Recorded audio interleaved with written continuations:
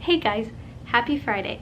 So I wanted to make this video about pumping in the car. I know when I first started pumping, I didn't necessarily find a lot of videos about pumping in the car, so I tried to make this video of everything I wish I knew about pumping in the car.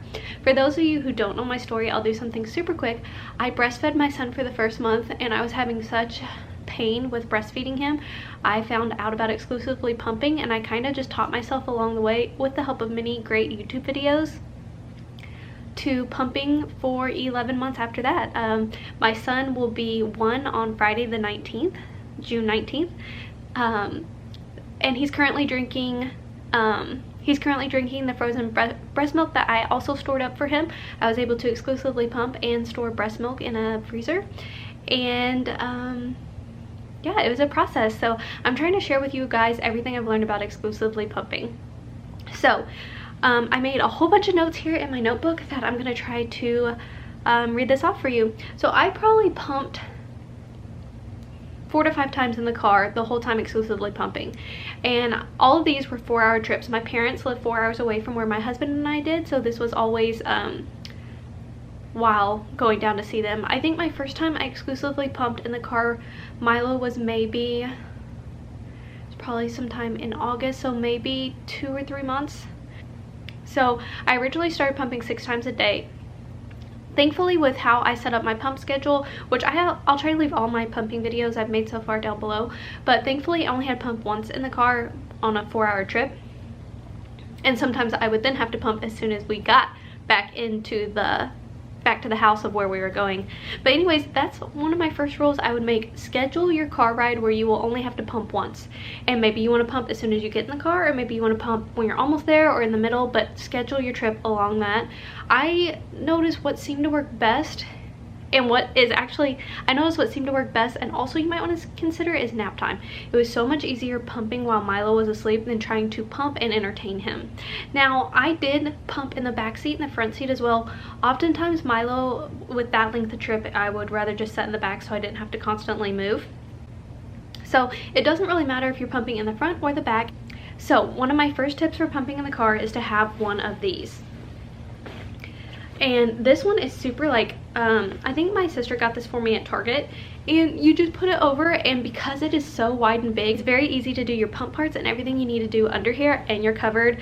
I know windows can be dark enough, but still I felt a little more comfortable having something over me.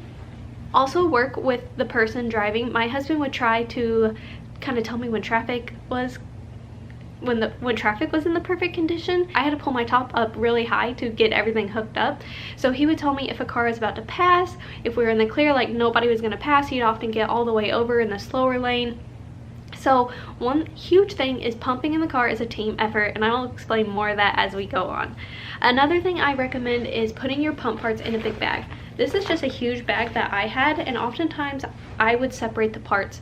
So I would put parts that I don't need, like spare parts and stuff, in the bag ready to go when we got to our location. The parts that I needed in the car, I would already have the pump stuff already together, so it would be super easy to pull it out and just hook it on. And I will try to show you guys inside the car and kind of how I set some stuff up. I would pack extra batteries for your pump. Now my pump was a Lancino pump, and I could actually pump by battery power, but my husband had some type of setup that I could plug it up in the car if I needed to. And I'm hoping in this video I'll be able to get a clip of him explaining that. One thing too you need is a towel or a washcloth. I often like to, when I took the pump off, kind of wash up and clean up so I wasn't dripping everywhere. So I highly recommend one of those as well.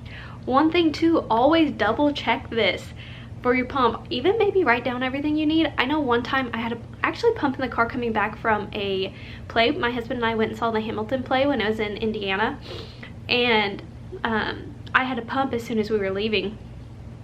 And so I had everything ready, but I forgot the strap that you hook around you. So I was having to hold the pump while we were driving, and that was a experience. So I highly recommend writing everything down, pump parts, cover, the strap you need, batteries, write everything down before you leave. One thing too to remember is your coconut oil. There was a couple times that I did not do the coconut oil in the car because I'm like, oh, I don't need it. You need it. Always use coconut oil. So once you get your parts ready and everything, I would recommend, I know it's not the safest thing, but I would take the seat belt that goes right here across you, I would put it behind me and just use the lap belt. I would set the pump in my lap, I would have this and be all hooked up, and then I would try to relax. Now that's easier said than done, and that's one thing, if I could explain the car thing, is chaotic.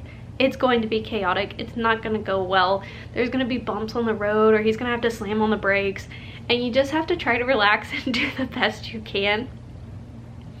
Oftentimes my hubby would let me listen to my favorite songs or listen to a podcast, and depending on if the baby is awake, we might try to have a talk or something like that, just so you can kind of relax so that you release your normal amount of milk.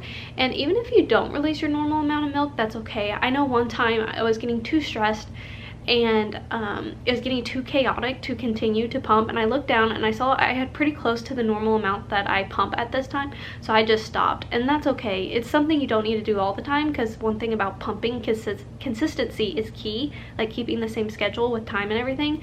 But it's okay, like on the road, if you can't do the full amount of time. Once I got done pumping, once again, me and my husband would work together that there wasn't too much traffic passing, and what we would do is I would take a pump off and then I would hand him the milk.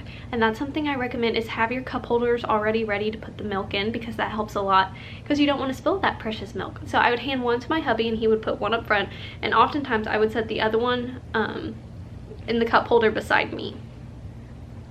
Once I did that, I would have a bottle ready if I was going to pour it directly into a bottle, or I would have the lids for the storage container ready. And I would pack a cooler, because sometimes I would bring frozen milk anyways. So I would either pour it directly into the bottle for Milo to have, or I would put it in the storage container, which is the cooler with ice packs and stuff. A couple other things, I just looked down at my notes, possibly bring you a water to drink because you need to stay hydrated when you're pumping, or a snack to eat once you're done pumping. And then once you're done, you feel pretty good. You probably still feel a little stressed because, like I said, it's gonna be chaotic. But I would just put everything back in this. I would bring a bag to put the dirty parts in. I think I would sometimes use like a Ziploc bag, and the parts that I had used I would put in there and zip them up. That way the milk smell wouldn't fill the car, and I would put that to wash as soon as I got to my parents' house.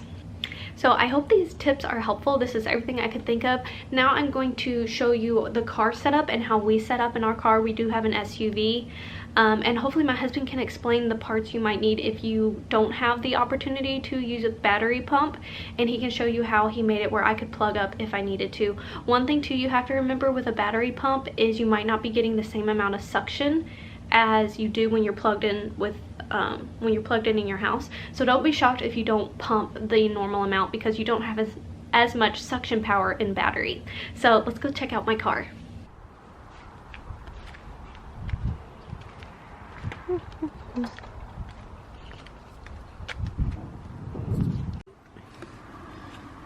So I would normally set on this side to pump and put my pump parts right down there. It was super easy to set on this side because I could easily hand my husband the stuff while he was driving.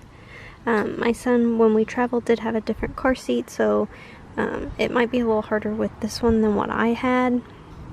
And then I had this spare cup holder to put pump parts in, or the bottle in. My husband would put some in his cup holders, and then I used the battery most of the time, but if I didn't use the battery, my husband would plug the pump up in the front seat, and I'll show you what he used to plug that up with. Milo! Milo! Mr. Milo! Milo! So this is what we used when I didn't use battery power. Talking about it now? Yeah, what is it? It's a 200 watt power inverter. You can get these in a lot of different sizes. 200 watt would probably run just about any pump that you need, but you probably want to get a little bit bigger one just in case. The instruction manual comes with a conversion chart of what size you need, and you can also look this information up on the internet. And then you just plug it in right down here?